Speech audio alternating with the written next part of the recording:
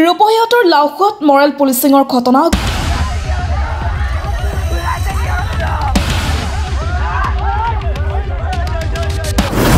গৰু চোৰক দলবদ্ধ আক্ৰমণৰ দৃশ্য বন্দী কেমেৰাত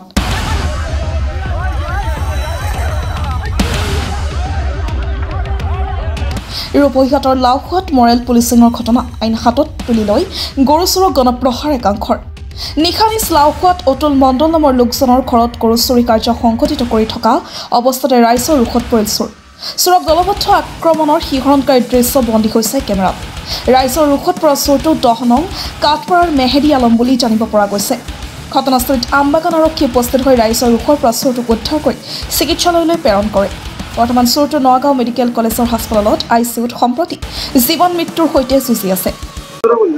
মেহেদি আলম মোৰ ভতিজা হয় কি হৈছিল ঘটনাটো সেইদিনাখন মই ঘৰত নাছিলোঁ মোৰ ভতিজা এইফালে ক'ৰবাত গৈছিলে তাত ৰাতি পাই পিনি আটক কৰি ৰাইজে সন্দেহৰ ওপৰত গৰু চুৰি সন্দেহৰ ওপৰত ধৰি লৈ পিনি গুৰুলাগুৰি কৰি মাৰপিট কৰিছে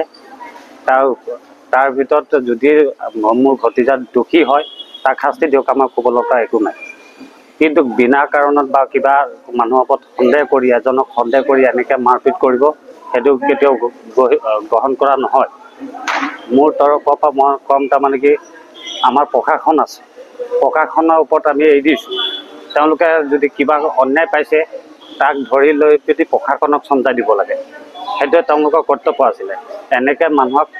জানুৱাৰৰ লেখীয়া মাৰাৰ লেখীয়া মাৰপিট কৰিছে সেইটো আপোনালোকে ভিডিঅ' ফুটেজটো আপোনালোকে পাইছে আৰু আমাৰ মোবাইলতো আছে আনৰ মোবাইলতো আছে আপোনালোকে চাব এনেকৈ মানুহক জানুৱাৰৰ লেখীয়া নামাৰে যিটো ধৰণৰ মাৰপিট কৰিছে যদি সি দুখী আছিলে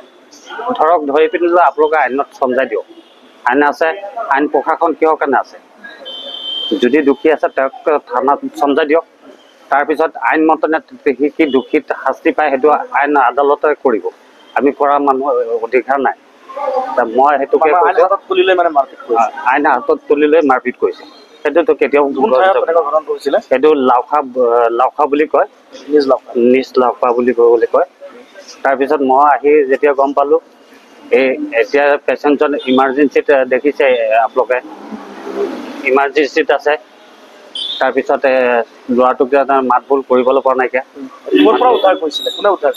উদ্ধাৰ কৰি পুলিচে লৈ আহিছিলে আনি পিনি চিভিলত পুলিচে নিজে ব্যৱহাৰ কৰাৰ পৰা তেওঁলোকে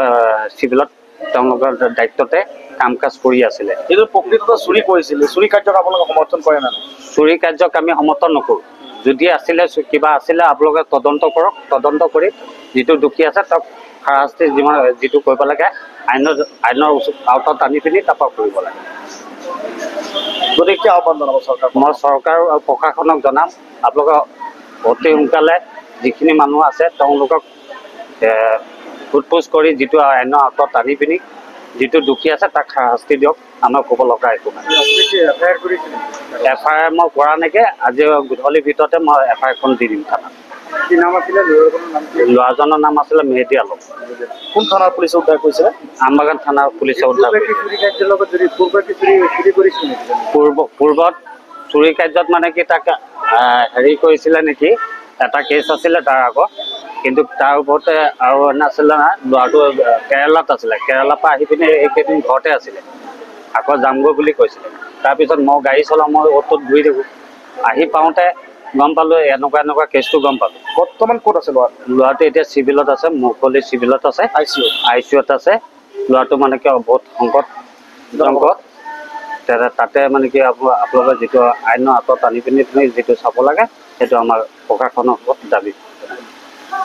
জুৰিয়াৰ পৰা নাছিমুদ্দিনৰ ৰিপৰ্ট এনি লাইভ খবৰ মানে এনি লাইভ 24/7 আৰু এনি লাইভ ডিজিটেল